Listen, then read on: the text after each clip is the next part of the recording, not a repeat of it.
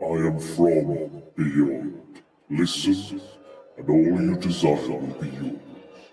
Welcome to Spider-Dan and the Secret Balls. Prepare for Prattle.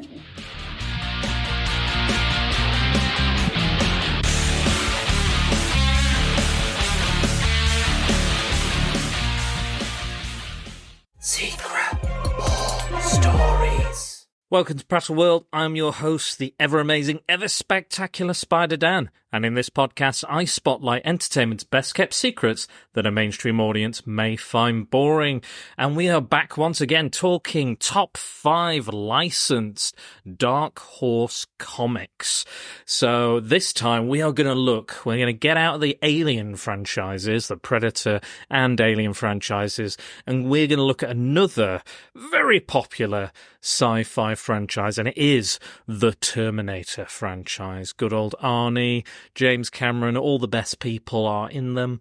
Again, some of the sequels, maybe not so great, really. Again, it's a kind of similar thing with all these kind of franchises. They do kind of fall off the wagon ever so slightly, but these are really good stories, and they could have easily have been Terminator sequels or TV shows or what have you.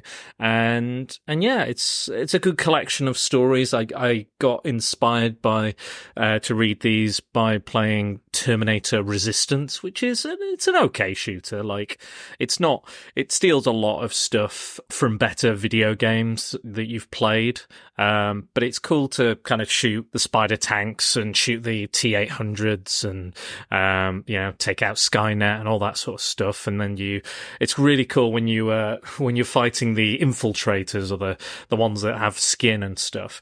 When you shoot their faces off, the whole skin comes off, and you can see all the battle damage and everything. That was one of the cooler elements. It's not that easy a game either, actually, but it was fun. It was definitely something. I probably wouldn't buy it like full price. I got it on a sale. I think I got it for like 15 quid. I thought, yeah, why not? It's Terminator. It might be okay. I think even bad games, if you put a license on them, that can kind of raise up a bad game and kind of make it somewhat better. The music's great. A lot of the elements are there. A lot of the storylines kind of tie in. There is some choice related stuff that doesn't really necessarily pay off or not. There are kind of choices to be made, but the main choice is whether to save certain people or not to save certain people in one situation. And there was a lot of sex scenes in it, surprisingly, for a Terminator game. I had two sex scenes, 2 opportunities to sleep with digital women, and of course I took both opportunities, definitely, as you do. So yeah, we're going to get back on to the comics. So the comics have been through, the license has been owned by various different comic companies, unlike the Alien Predator franchise, which has kind of always been owned by Dark Horse. The Terminator franchise has jumped around quite a bit. I think Marvel had it for a bit. A few other companies has jumped around quite a bit. But these original Dark Horse comics, I think before Terminator, there was another series. I'm about to get onto that. But let's get started. Top 5 Terminator comics. And we go with number 1 is The Burning Earth. So this is written by Ron Fortier. That's what I'm going to say. And this has art. Like, this is the first professional work from comic book superstar Alex Ross. So if you know Alex Ross's work, Kingdom Come, Marvels, those are his 2 big ones. He does some amazing covers, very photorealistic art style, usually based on real people that he knows. Like, I know a few of his characters in those Marvels books and those Kingdom Come books based on his family and friends. Amazing reads, amazing stories, amazing artwork. Check out Justice as well, DC Comics Justice, which is amazing, beautiful, beautiful book, painted all the way as well. He does the whole book, not just the cover. Anyway, back to this. So we are looking at this one. Now, this was from Now Comics, so I think this was the first company that ever had the license to Terminator. And apparently it wasn't that popular. They gave it to a sci-fi writer who was not very versed in the comic book form, tended to write a lot of talking heads. They were better as a novelist, but they thought they'd give him a chance. So this was kind of they were about to lose the license, so this was to kind of end that storyline. So it was this big finale. So they decided to end the war, basically. So this is in 2029, and it features John Connor. What's he known as in this? He's known as something. He's like the Bear. He's got like a weird nickname, the Bear. And this is not the John Connor we see in like Terminator 2, with the scar and everything. But he's very old. Like, he looks super old. He's got this he's balding, but he's got long hair. He's got a straggling beard. And this is a pretty dark story. Like, this is the end. This is coming to the end of the war, and everyone's tired and just run down. And the opening scene has John Connor. He goes to kill himself, goes to put the gun in his mouth and kill himself, until he sees somebody fighting against the machines, and that inspires him to carry on. Like, she never gave up, so I'll never give up. And that gives him kind of a second wind, and he carries on, and they kind of find out where Skynet is based, and they go there and they have the final battle. It's a really straightforward story, but that's not necessarily a bad thing. I was always looking forward to seeing the kind of, and obviously in the early Terminator films, we got glimpses of that future war. And when Terminator Salvation was coming out, I was like, yes, excellent. We're finally there. We're finally in the future, in the wastelands of the future, in Skynet's future. And that film wasn't great, was it? No, that's probably my least favorite of the Terminator films, I think. But yeah, this is quite, again, it's very A to B kind of storyline, but it's good. It doesn't jump around. It's one of the stories I quite like, because it doesn't jump around with the time traveling element. It's just straight war story. These kind of crack troop of resistance fighters that have to do what they have to do to get Skynet eliminated, to stop the threat of Skynet, and to, build humanity back from the jaws of defeat. So yeah, it's a really good story. Alex Ross you can see his kind of style is developing. It's not there just yet, but it's still really good. It's still like really, really cool. Like, you wouldn't necessarily think it was Alex Ross, but I do appreciate the work, and I appreciate the time that he puts in it, because I think he was still in like college or something, or art school while he was doing this. So he was doing this between all of his assignments and everything, and he was one of the first people in his class to get a professional job. I think he did struggle, and he said that it's probably not his best work, and I would agree, but I don't think it's awful. It's not bad at all. It still looks really, really good. This is kind of late 80s. We're talking comic book, and it looks better than most of the late 80s comic books I could recommend to you, I'll be honest. It's a gorgeous painted book. Again, not a long story, but it's fun, and it's fast paced, it's brutal, it's dark, it's depressing, it's everything you think that the future would be. And I won't spoil the ending, as I try not to in any of these podcasts. The only issue I did have was that they redesigned some of the Terminators to kind of look like Cylons. They've got this big, like, one red eye. I think they're supposed to be like heavily armored. I mean, you do see the original Terminator in its form, but I think it's only in Skynet's base.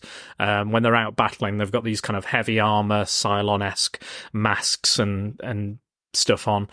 And yeah, it's not what I want to see. Like, I wish we saw more of that. I don't know if that was maybe an artistic choice to make it easier to draw, quicker to draw, less. Because obviously the design for the T800 is a very intricate design. So being a young art student, maybe Alex Ross didn't have the time or the skills to be able to produce that many. Who knows? But it's a choice. It's not my favorite choice. That's literally my only problem with this book. It's a good blast. If you're looking for a nice, short, Terminator story set in the future, a potential end to the franchise. There's a lot of the Terminator kind of comics that are kind of out of continuity now, or have been retconned out of continuity, or there's a couple of stories that are like, this is the final story in this franchise, this is the final tale, or this is how we end this, and it's not really. Even with the newest one, they were like, oh, we got rid of Skynet, but now we've got this other thing which is very similar but not, but the same, but yeah, maybe. So got all that going on. But yeah, highly recommend this one. It's a nice quick blast of Terminator action if you're just looking for that, a quick fix that the movies have not given you. Instead of going back and watching Arnie T1 and T2, you can just pick this up, and this can be, you can see this as the end of that franchise if you wanted to. But yeah, great book. Really, really good book. Next up, we are looking at Death Valley. So this is from Terminator Omnibus Volume 2. So there's only a couple of Dark Horse omnibuses, not as many as Alien or Predator per se. But this is written by Alan Grant with art by Steve Pugh. So this story features two Terminators visiting the late 90s in search for Sarah and John Connor. Because this is what roughly, they don't have much information, but it's roughly where they're believed to have lived. Obviously using fake names and fake paperwork, but it's basically just where they live, roughly. So they kind of crash down, come out of the time displacement field, and they start looking for them in the middle of this desert, just walking around. Now, the Terminators, first thing they do is encounter a bounty hunter who's trying to take back a senator's daughter from the clutches of a satanic gang. And basically, that's the start of the story, and it just gets, worse from there, as in, not as in a bad story, but things just go from bad to worse for these characters. For example, the bounty hunter accidentally kills the girl he's trying to save, and the other guy, they say, right, the Terminators walk in, they're start getting shot, and they take everyone's guns, and then someone says, oh, I know where Sarah and John Connor is, the leader of the satanic gang, and they go, right, well, you're going to take us to him. And he goes, bye. He runs out. And then the story is them chasing this guy who actually just lied. He doesn't know where they are. He doesn't know who they are. He's just I've got to run and find these people or just get away. And the Terminators are they're just right, he said he knows. He can't have been lying, so we're just going to chase him. So they go they get a bit of kind of tunnel vision, which I don't know. I don't know if that's kind of necessarily how the Terminators would be. I imagine they would kind of collate more information, collate more data like machines would. But it leads to a lot of kind of fun and bizarre kind of situations and matchups in the story. The satanic gang leader eventually he basically finds a family who the mother is called Sarah and the son is called John. So he assumes that must be the family. So he says he's going to bargain with them and try and bargain with the Terminators. So he kidnaps them, and they're still chasing. The bounty hunter is back after them because he feels like he has to make up for his mistake for accidentally shooting the girl. Oh, it's so funny. It's like every kind of 70s kind of chase B movie, very Race with the Devil or something like that. It's because it's got the satanic element, it's got the chase element, it's got Terminators from the future. It's brilliant. It even has there's another robot in the area it's being tested, like a military robot, and a modern day military robot, and even that gets involved, and it's just mental. It's an absolutely mental story, but it's a lot of fun. One of the Terminators as well is kind of developing feelings and a personality, and is becoming a softer Terminator, much like kind of Arnie and some of the other films. He's questioning the mission, he's questioning killing people, he's questioning why we do what we do, who we are, what we are, and why do we do it. And that's really cool because you've got this other Terminator with him, this female Terminator who's like the exact opposite, this cold, calculating machine. It's a really nice kind of double act to have. And it's nice to see that they send more than one Terminator back every time. They go, yeah, maybe we should send two just in case. You know, you ever think about that? So yeah, and that's fun. It's great. It's got a lot of humor in it. It's a lot of, you know, just situational. I guess you call it situational comedy. But it's really quite it's just a blast. It's just a fun, and it does something different as well. It doesn't do the usual kind of thing. It goes on this weird, wacky kind of ride with loads of, you know, everything but the kitchen sink is thrown at this book. And it makes it all the more interesting. You could say there's probably too many elements, too many characters, too many things. And I will agree that all the stuff that is thrown in doesn't necessarily pay off in the end. The ending is quite abrupt, because I kind of feel like they were like, I don't quite know what to do with all the elements I put in now. I think I'll just end it, and it kind of ends on an explosion. And it's kind of like, oh, is that? You know, the journey is more satisfying than the you know, the destination in this chase comic, but it's still a fun ride. Just bear that in mind when you get to the end. There is a slight kind of sequel to it as well. It's called The Dark Years. It features Sarah and John Connor not long after this. I think a year or so after this has happened. And because they make a cameo within the story as well, but that has some awful artwork in it. It's okay, it's an okay story, but the artwork really is just horrific to look at. So yeah, so maybe don't get Dark Years, but however, Death Valley, definitely a good one, definitely worth a shout. So yeah, that was number 4. So moving on to number 3.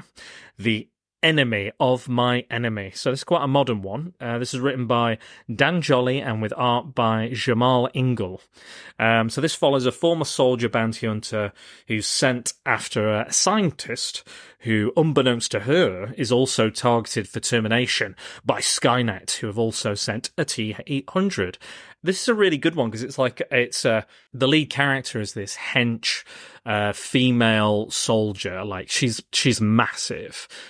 She is built like a brick shit house. You know, so like it looks like a bodybuilder. It's kind of like almost like a female Arnie, I guess, if you will. And she is. You don't mess with her. Like, she kicks so much ass in this book. It's unreal.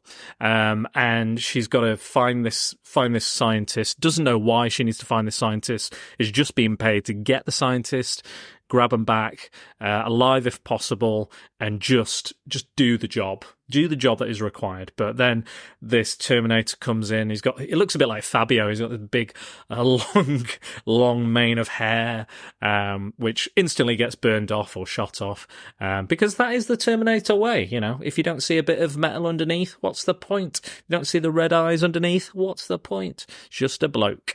So you've got that kind of element, and it's basically the reason the scientist is being targeted by the T-800. She's not done it just yet, but she's going to come up with a way to graft like artificial skin onto bodies, and that it would heal and grow and what have you, and work as normal skin would. And that obviously comes to fore in the future when they're developing the T-800s, and they develop the skin, putting the skin on the endoskeletons or the exoskeletons. So that's a huge thing. But she also came up with a virus to stop it. So in the future they would be able to get rid of their skin. So she has this virus that could just destroy the skin, because she's worried that the artificial skin would build into like a cancerous, growth. It just wouldn't stop. So she's developed a virus as well. She's got an idea to develop a virus for this particular problem. So obviously that in the future could be used against the Terminators, so they couldn't infiltrate. any of the bases for the resistance. So that becomes a huge plot point in this story. But what's interesting, what happens in this story, which makes it something a bit different, is that she is kidnapped by another group of scientists who are developing the leftover technology from the previous films. I think it's from the first film. So a lot of these are kind of like not long set after the first movie, a lot of the stories. They're not necessarily set after Terminator 2. So a lot of them are in that kind of middle ground, where there's a bit more kind of, you can play around with the timeline a bit more. There's a bit more fluidity and stuff like that. Yeah, this scientist group kidnap her. So then the weirdest and best thing happens is that the Terminator and the bounty hunter team up to get her back. From the scientist group before they do, or, you know, they both have a job to do. He wants to kill her. She wants to get her. Is what it is. All the while, like, the bounty hunter's having a kind of a crisis of conscience, and there's a troubling, disturbing backstory that she has. Again, won't spoil it because it plays into the plot of the story. It's great to see, like, Terminators side by side as well. You know, considering they're still, it's not like Arnie where he's been reprogrammed to be nice. Like, this one still has a mission, and talks about killing the scientist and stuff, and talks about how, you know, quite nonchalantly, quite brashly, about how he's going to kill her as well once we've got the scientist back. And then there's this massive, amazing kind of clash towards the end, and this guy, this is a Terminator that, like all the films say, absolutely will not stop until you are dead. And this story just goes to show they just keep coming and coming. Just when you think you've killed it again, it's coming and coming. And that's, you know, one of the staples of the Terminator franchise. But it's a lot of fun. And again, it's quite a modern book, so it's got nice modern art. It's clear, it's clean, looks great. It's a lot of fun. And this bounty hunter, like, she can handle herself. Like, she can put up, like, the Terminator has battled her so much and knows her so well that he goes, you know what, it's actually better if we do team up, because you're just going to be a hindrance to me all the way there. So we might as well just team up, because we're both, they're kind of equals in kind of skill, strength at least, you know, and proficiency in weapons as well. So that's just a good story, really. That's probably the most modern one that I like. Well, no, I've got a few more. So that's a really good one. And again, it's something a little different, something on the outside, on the fringes of the storyline, the timeline. But I do like that one a lot. So this next one is technically two miniseries back to back. It's written by the same team, drawn by the same team, and it makes sense to include them both. You can't really include one and not include the other. So this is Terminator 2029 and Terminator 1984. This is written by Joss Whedon's brother, Zack Whedon, and with art by Andy McDonald. So this is effectively a reimagining, or a kind of a soft reboot of the original Terminator movies and the timeline. So basically it starts off, and the question is, what if Kyle Reese survived at the end of the first Terminator movie? What if he got woken up or taken back or revived somehow after that explosion, saved, and then he's been held in captivity, being questioned, as if because he doesn't exist in the past, so he's got no rights, I guess, if you don't exist. Maybe that's how they argue it. But they lock him up, and then the Resistance finds him in the future in 2029. This old man, he's got a beard, he's got long hair, you know, and then how does that affect the timeline? So what he does is he goes, you know, he tells his friend, I am your best friend from ages. He convinces him, his best mate, that he needs help. He needs to help him in the future or in the past. Oh, it's confusing. Oh, the time travel's so confusing. So he needs to go into the past when Kyle Reese goes into the past and assist him and make sure that this doesn't happen and make sure Sarah's okay and make sure that the child's all right and that none of this comes to pass, basically, so to save the future. And the best friend, Kyle Reese's best friend, only agrees because his girlfriend has just died and he wants to bring her back effectively, or make sure that she never dies in that time in 2029. Oh, this is confusing already. So confusing. I hope I'm making some sort of sense to you. But yeah, that's basically what it is. So we get to, what's really nice about it is you get to see, like, this is one story where Sarah Connor actually plays like a significant role. They don't just kind of leave her out. I imagine in those early comics they left her out because they were like, well, she's going to be in sequels and she's going to turn up again, or so they're probably just like, we'll do our own kind of storyline and stuff. But this one they've gone, right, let's just write Sarah Connor. Let's make her look like Linda Hamilton. Let's make Kyle Reese look like Michael Biehn. Let's just go whole hog. And it kind of works. Like, there's a lot of reimaginings that don't really work and reboots that, you know, don't have those same elements, don't keep those same elements. But if this was a movie, I'd buy it. Obviously, Kyle Reese wouldn't look like the same actor and Linda Hamilton wouldn't look like the same actor, a bit like Genesis. But I could buy this. I could get into this. And it's nice to see, like, Sarah and Kyle, like, in love together, like in a relationship trying to raise their child in this story. And you get to see, like, Sarah is kind of already become, or is slowly becoming, the character we see in, like, Terminator 2, and, like, the badassery is coming out more and more.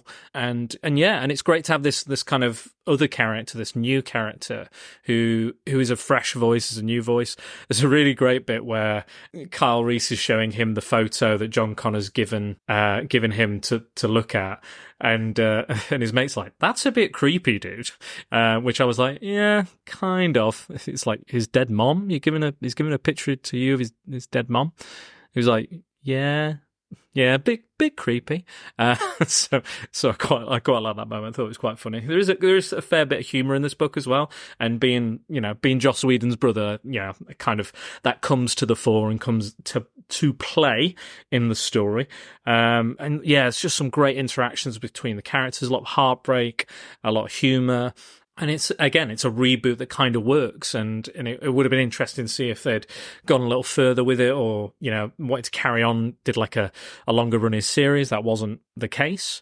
But it still kind of ties up nice and neatly, and kind of adds a bit more kind of context, and to kind of adds more backstory to kind of Sarah and her training and who she is going to become, and when she comes out and becomes that that the Madonna, the future Madonna, or whatever you want to call it, mother of the future, or however she describes herself. But yeah, it's really good. It's the shot in the arm the franchise needs. It needed something similar. That's the hard line, is balancing these reboots and reimaginings and stuff. It's the same with any sequel as well. You don't want it too similar, but then you don't want it too different either. It's that thin line you have to kind of straddle, and it's difficult. That's why a lot of the sequels, don't come off as well, in movie history, because they're trying to straddle that line. And these reboots and reimaginings, it's the same thing. It's all the same thing. We're just trying to capture the essence of the first one, and then, but not completely the same shit. Like I had the same issue with Force Awakens. Like, I like it, don't get me wrong. I think it's a really good film, but it was a lot of the same. And I get that you want to come back to that after episode 1, 2, and 3. You want that kind of, you want to feel like the original. So it was carbon copy, a lot of it, like just A New Hope. It's, plans are in a droid, it's a planet killing device. Gotta stop it. There's a Jedi there as well. Force stuff. The stuff, like, I like the bit with the TIE fighters, like, tied down to that cable. I thought that was really cool in that whole situation. And there's some really good stuff. That forest fight with the lightsabers is great. great movie, but again, a lot of it, like the first hour, 45 minutes, I'm like, show me something new. Show me something new. Take me to another planet, take me to somewhere else, take me to, and show me something that hasn't been done, or a new spin on something. And again, it wasn't really a new spin. It was just like, Jakku, just like Tatooine. Yeah, Jakku is effectively Tatooine, It's just like, we'll put a new name on something. But this is a good reimagining, reinterpretation. Some people would think it was sacrilege to mess with, but I think it works. It's a fine story. It's got a lot of good elements, a lot of good writing. Artwork's good. A lot of fun can be had with all these books. Okay, moving on. So next one is Tempest from Terminator Omnibus Volume 1. So this is written by John Arcudi, with art by Chris Warner. So this is Dark Horse's first Terminator comic. And it's another sequel to the original film, which most of these are. All these comics are effectively sequels to the original film. So this was the start of basically, like Dark Horse, they didn't really do like ongoing series. They just did mini-series, which I think was a good idea, because I prefer short form storytelling for the most part. I don't really do TV shows really very rarely will I watch, a whole TV show. It, depends, but I prefer a shorter story it's more satisfying. There's no like bloody, tag on episodes, or like, this is just, we're just stalling with this episode until the finale. We're just going to get a couple more episodes out. Like the Netflix Marvel shows. There was always a couple of episodes you're like, just trim them off and it would have been fine. This is a story about another evil scientist, as there's always evil scientists in all these stories. You can't get away from them. Wait till I start on Alien vs Predator as well. A lot of evil scientists. So this features another evil scientist, again, trying to use the technology left behind from the first Terminator movie, and they're trying to create the Terminators, or jump forward in technology years ahead of its time, and Skynet sends back a whole team of Terminators. Like, talk about upping the ante from the first film. You've got like 5 Terminators all sent back, and you've got a badass team of resistance fighters sent back as well right after them. So we're getting to see, like, it's like Aliens. It's like James Cameron's Aliens. They go, right, more is better. Bigger, better, badder. And again, great. It's features another scientist who's kind of doesn't believe what is going on, and is they're trying to manipulate him, trying to get him to get the information to destroy all the leftover Terminator pieces, all that sort of good stuff. But yeah, it's really fun. It's very bombastic. There's a lot of cool kind of moments. This team of soldiers kind of have trying to get used to kind of like living in like LA or wherever it's based. I think it's LA, and just get used to the whole world outside of what they know. And it's really interesting. This started off like there was proper continuity among this and 4 of the miniseries kind of carry on this story. Not only do they send back Terminators, they also send back a partly human cyborg Terminator, like almost human, but not quite. So not as in like, he has skin on top of because basically Terminators are robots, and then they put skin on top, but they were robots before. So I kind of still consider them robots. I know it's living tissue and living flesh, but I still kind of consider them robots. Like, this guy is like a literal melding, like RoboCop, a literal melding of flesh and machine. So that's what I consider a cyborg, when it's proper like melding, as opposed to just, pop a bit of skin on them. But yeah, that's fine if you want to consider that. But I know the cyborgs, but I still kind of consider them robots anyway. Anywho, so this is again huge, really bombastic, really epic, very straightforward kind of story, and there's a few twists and turns here and there, but it's a fun blast of a kind of comic book. Again, these comic books, like, I do feel like, again, like, I'll always go back to I think the Aliens comics are just fantastic. Like, they are just so good, and I think that the Terminator comics are few and far between. Again, a bit like the Alien vs. Predator comics, not many, but there's enough to keep you going. And if you're looking for those kind of classic elements, the Terminator comics will always have them. Usually time travel, definitely a killer robot. They'll always have those elements. There'll be a chase element. There'll be a bit of gore here and there. I just don't think that the Terminator comics, like I talked about the Predator comics, I don't think they expand the universe enough. Like Aliens, it constantly expanded that universe enough for me. But I feel like, again, the Terminator and Predator ones do not do as much as those Alien comics. Again, very good, still really fun. And, if you're looking for a Terminator fix, these are good stories. Same with Predator. But again, Aliens comics, top of my list every time in regards to kind of licensed comics. But yeah, so you kind of get in this, you kind of get with that evil science, you kind of get like a Dyson figure, but he's not, sympathetic. He is just pure evil and just wants all the technology, all the power and all the money and all the advances that the Terminator technology from the future can give him. And we get a really cool leader of the squad who's basically what Sarah Connor in Terminator 2 becomes. Like, it's almost carbon copy that idea, but that film didn't come out. This was late 80s. So this is kind of like almost like a snapshot of what Sarah Connor was going to become, the absolute badass she was going to become, because she's tough, she's doesn't give a shit. Her squad, all respect her decisions and her leadership, and they've survived this long under her leadership, so she's full on, and she's a really interesting character, and she features in a lot of these following books as well. So this was kind of the first ever book for Terminator, and again, it kind of follows a set number of stories afterwards. But yeah, this is a really good one, and I think it's a good place to start. I do recommend the story and the sequels as well. I think the sequels are good as well in their own way. And they kind of follow on. They're a little bit different. I know in one of the sequels that they get this kind of biker gang gets hold of the Terminator and just starts putting like metal horns on it and makes it look like a fucking demon. Very metal, like a biker gang. Yeah, and it's like riding a motorcycle with horns popping out and stuff. It's kind of cool. I mean, it's a bit much maybe, but it's kind of cool as well.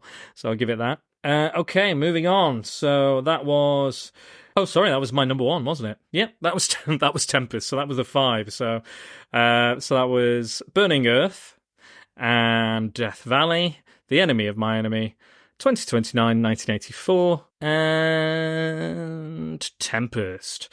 So yeah, so really, really good stories. Definitely worth checking out. Definitely worth finding. I'm going to mention the honourable mentions I have, of course, because what else do I do?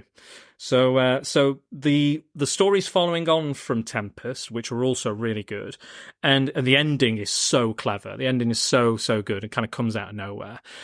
So it goes Tempest, secondary objectives, The Enemy Within, and finally Endgame. So they're all Terminator comics. Those are all in Terminator Omnibus Volumes 1 and 2. I recommend those. And again, all these other books are separate from those, but I'd probably get those anyway because it's kind of classic Terminator stuff. I also recommend Terminator One Shot. Again, that's in the first omnibus, Terminator Omnibus. It's written by James Robinson, who's one of my favourite comic book writers of all time. Starman and various other stuff he's written. And it's drawn by one of my favourite artists and writers, which is Matt Wagner. And it's basically a story about a female Terminator sent back in time to kill Sarah Connor, but the target she picks is not the correct Sarah Connor, and this Sarah Connor is decidedly a bit of a horrible person. So it's, and potential murderer as well. So makes for an interesting story. Great artwork as well. Matt Wagner's artwork is gorgeous. I put it up there with the early Alex Ross stuff from Burning Earth. Definitely check that out. And then Sector War. I would have included Sector War, but it's very similar to a lot of the other stories. You know, a woman's getting chased. Again, set in the 80s, and it's features a female policewoman who just recently become pregnant by a loser boyfriend and is being chased by a Terminator and has to team up with some gangs. And there's a great panel where they're leading the Terminator into a trap, and there's they're in this tower block with all the gangs and stuff, kind of a bit like The Raid or Dread or something. And there's a bit where they paint on the wall and it just says, "This way, you metal prick," which was my favourite moment in the entire book. It's a good story. Do recommend it as well. They're all good books. Check them out. So Terminator Omnibus Volume 1 and 2 has most of these stories that I've mentioned. Sector War's separate, Burning Earth separate, 2029 1984 is separate, and the Burning Earth as well. All good stuff. Again, that's pretty much, for the most part, that's pretty much all the Terminator comics there are out there. I mean, you can get the single issues and stuff. All of these are available on Comixology as well, if you want to get the digital versions, or again, you can get the physical versions. There are other Terminator comics out there, but I've heard that they're of lesser quality than the ones I've read from what I've read online. But these are really good. I love the Terminator franchise. I love Arnie.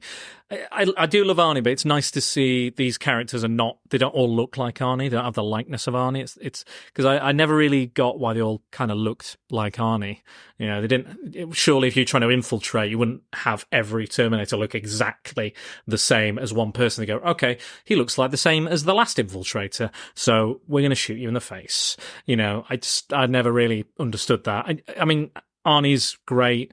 He's fun. He's a fantastic actor. He's a fantastic Terminator. But in terms of the whole idea of the Terminator, it kind of never really made much sense. So it's good to see like all these Terminators don't look like Arnie. I mean, they probably don't have the likeness rights anyway, but it's nice to kind of have that element and have that something different, a different design, different race, different gender, you name it, different size, you know. I love it. Again, I do think the best Terminator comic is RoboCop versus Terminator, which, again, reviewed recently. Check that out if you missed that. That is definitely the best for me. But these are good. Again, good second stop. If you've got a fix after reading RoboCop versus Terminator, come on down, read that. Read any of these. They're all fun books, and you'll get a kick out of all of them.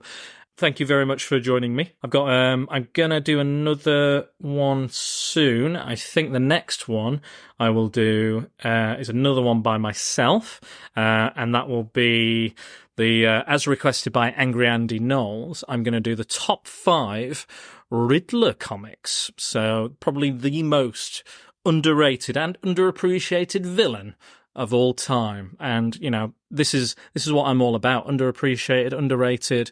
This is what I do. So I've done the research, believe it or not. I've done the research. I've done the hard work, so you guys don't have to, because there's also not a lot of good Riddler stories out there. So I've managed to kind of find the half decent ones. They're good. They're really, really good. But yeah, I will probably do that next. So you guys know where to find me. So it's at Facebook, it's at Secret Boars. Twitter, it's at Dan_Boars. Instagram, SpiderDan Secret Boars. And the podcast is available on Podbean, Apple Podcasts, Google Podcasts, Stitcher, Spotify, YouTube, and many, many more. Guys, I hope you enjoyed this. Hope you enjoyed all the Terminator references. Dun dun dun dun dun dun dun dun dun. That is our Terminator podcast, guys. And remember to check us out. And if you'd like to donate to the podcast, you can always buy me a coffee, and that's at ko-fi.com/SpiderDan Secret Balls. And don't forget to use the hashtag #PrepareForPrattle. So this is me out, guys. This is me logging out. Bye.